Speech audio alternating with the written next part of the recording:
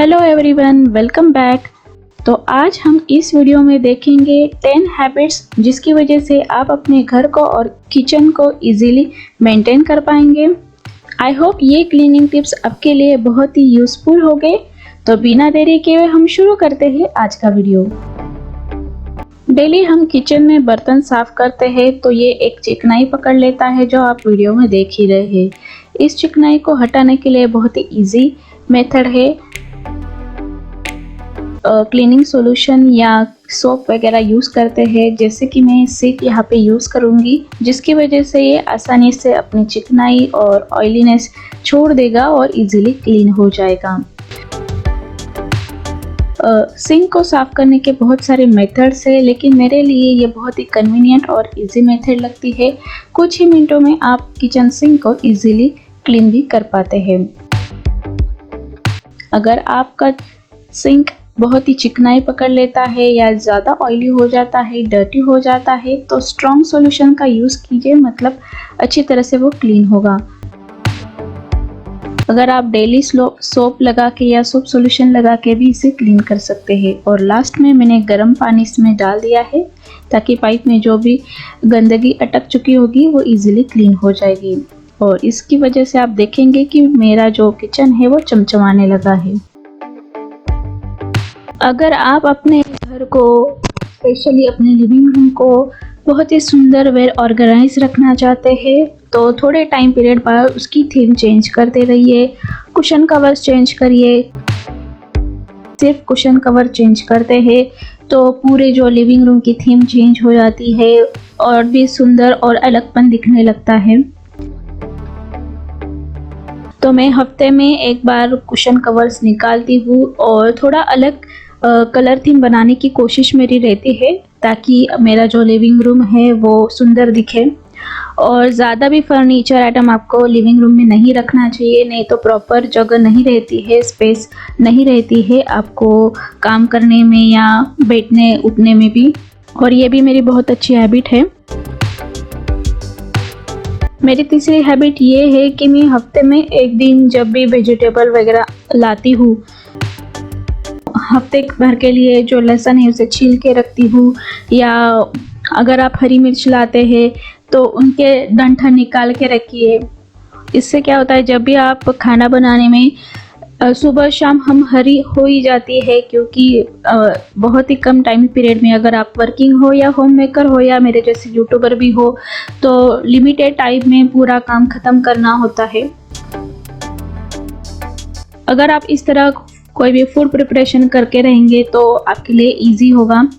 और ज़्यादा दिन तक अगर आप वेजिटेबल्स फ्रिज में स्टोर करना चाहते हैं तो इस तरह के कोई भी प्लास्टिक अच्छे क्वालिटी वाले या ग्लास कंटेनर्स का इस्तेमाल कीजिए और पेपर टॉवल का इस्तेमाल कीजिए और फिर उसमें फूड आइटम्स रखिए तो ये ज़्यादा दिन तक टिकते हैं।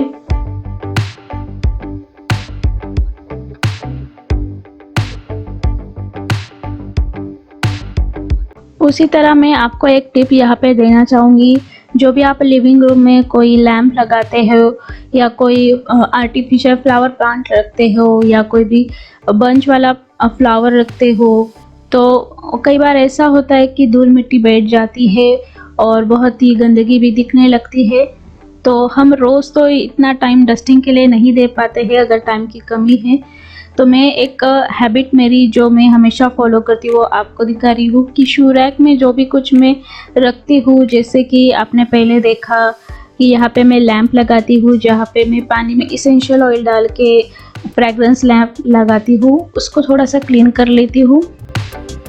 जो भी आप सरफेस पे डालते हैं जैसे कि रनर वगैरह, उनको चेंज करके देखिए, वो भी एक नया लुक आ जाता है और फ्रेश दिखने लगता है आपका लिविंग रूम। हो सके तो फ्रेश फ्लावर रखिए। हमारे यहाँ फ्रेश फ्लावर मिलने थोड़े से मुश्किल हो जाते हैं, तो इसीलिए मैं प्रिफर करती हूँ कि एटलीस्ट आर्टिफिशियल फ्लावर रखे ताकि थोड़ा सा डेकोरेशन लिविंग रूम में आए। और इस तरह से कैंडल लगा दीजिए, इसेंशियल ऑयल वाला लैंप लगा दीजिए, अच्छे से आपका लिविंग रूम फ्रेग्रेंस करने लगेगा और बहुत ही क्लीन ऑर्गेनाइज दिखने लगेगा। अगर आप अपने लिविंग रूम में या बेडरूम में इस तरह का फ्रेम्स लगाते हैं तो ये जो माइक्रोफाइबर ग्लोव्स वाला क्लॉथ है उसकी मदद से आप इजीली इसे पोंछ के क्लीन कर पाते हैं। बहुत ही इजी मेथड है, हाथ से होता है और चंद मिनटों में आपका जो फ्रेम्स है वो क्लीन हो जाता है। मैं हमेशा लंच, डिनर या इवन ब्रेकफास्ट के बाद तुरंत अपने गैस स्टोव को क्लीन कर लेती हूँ। क्लीन करने से एक फ़ायदा है कि जो भी अगर फूड पार्टिकल्स गिरे होते हैं तो क्लीन हो जाते हैं। अगर आप ऐसे ही रहने देते हैं तो बाद में कॉकरोच या कीड़े आने की संभावना होती है। अगर आप अपने गैस स्टोव को ज़्यादा क्लीन करके रखते हैं तो ज़्यादा दिन तक वो चलता भी है, जल्दी से ख़राब भी नहीं होता है। उसी तरह जो पीछे की वॉल है, हमेशा उस पर हम जब भी चोखा लगाते हैं सब्ज़ी में या करी में, तो ऑयल मसाले की जो छींटे होती है वो उड़ के वॉल पे बैठ जाती है, तो इसे क्लीन करना भी बहुत ही इम्पोर्टेंट होता है और मैं हमेशा एक हाथ उस पर लगा ही देती हूँ क्लीन करने के लिए। उसी तरह काउंटर टॉप को भी क्लीन करके रखिए, उसकी वजह से कोई भी कॉकरोच, चींटियाँ या कीड़े मकोड़े नहीं आएंगे और आपका जो किचन काउंटर टॉप है वो चमचमाता रहेगा। दिन भर हम कई बार फ्रिज खोलते हैं, बंद करते हैं तो उसके हैंडल पे एक फिंगरप्रिंट जैसा या डस्ट लग जाती है जो भी हाथ में लगी होती है, तो इसे मैं इजीली क्लीन कर लेती हूँ। यहाँ पे मैंने पुराने स्क्रबर का इस्तेमाल किया है और उसमें सोप लगा लिया है जो डिश वॉशिंग सोप होता है उसका, और मैं स्पंज वाला पार्ट यहाँ पे यूज़ कर रही हूँ, स्क्रबर वाला नहीं, क्योंकि स्क्रबर अगर आप यूज़ करते हैं तो स्क्रैचेस आ जाती है हैंडल पे। तो जो सॉफ्ट वाला पार्ट होता है स्पंज वाला, उस साइड से आप क्लीन करिए और माइक्रोफाइबर क्लॉथ की मदद से सिर्फ पोंछ लेना है। चंद ही मिनटों में आपका जो हैंडल है वो पहले जैसा चमचमाता रहेगा। पूरी तरह से धूल या कोई भी डर्ट उस पर लगी है वो भी इजीली क्लीन हो जाएगी और मैं हफ्ते में एक बार ये ज़रूर करती हूँ और मेरी एक हैबिट बन चुकी है अभी। दिन में जो भी सामान आता है या बिना कोई सोचे समझे हम डाइनिंग टेबल पे इकट्ठा करते जाते हैं, रखते जाते हैं, तो शाम होते होते पूरी तरह से सामान फैला हुआ हो जाता है डाइनिंग टेबल पे और क्लटर हो जाता है। कोशिश कीजिए आपके डाइनिंग टेबल को क्लटर फ्री रखने की। अगर ग्लास का डाइनिंग टेबल है तो माइक्रोफाइबर क्लॉथ का इस्तेमाल कीजिए। साफ़ करने के लिए कोई भी कोलिन या ग्लास क्लीनर का इस्तेमाल कीजिए। माइक्रोफाइबर क्लॉथ यूज़ करने के फ़ायदे यही है कि ये बहुत ही सॉफ्ट होता है और इसकी वजह से कोई भी स्क्रैचेस आपके सरफेस पे नहीं आते हैं। इजीली वो डर्ट को भी एक्यूमुलेट कर लेता है। अगर आप वॉश करते हैं तो वॉश करना भी आपके लिए बहुत ही इजी हो जाता है, ज़्यादा मेहनत नहीं करनी पड़ती है। तो मैं हमेशा जो भी डेलिकेट सरफेस होते हैं उनको क्लीन करने के लिए इस तरह के माइक्रोफाइबर क्लॉथ का इस्तेमाल करती हूँ।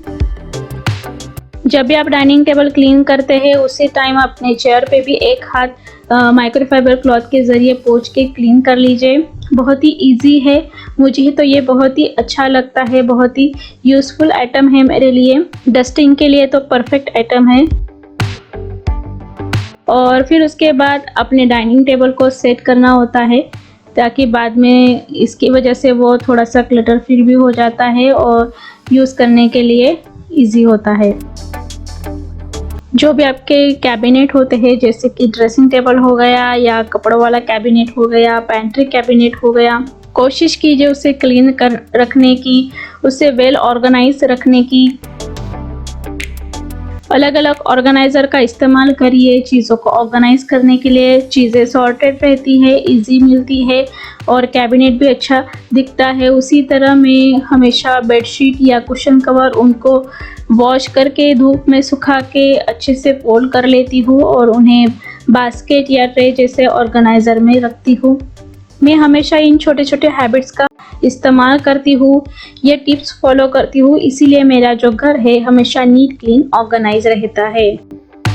अगर वीडियो अच्छा लगा तो उसे लाइक कीजिए, नीचे कमेंट करिए और मेरे चैनल को भी ज़रूर सब्सक्राइब कीजिए। फिर मिलेंगे एक नई वीडियो के साथ। Till then bye.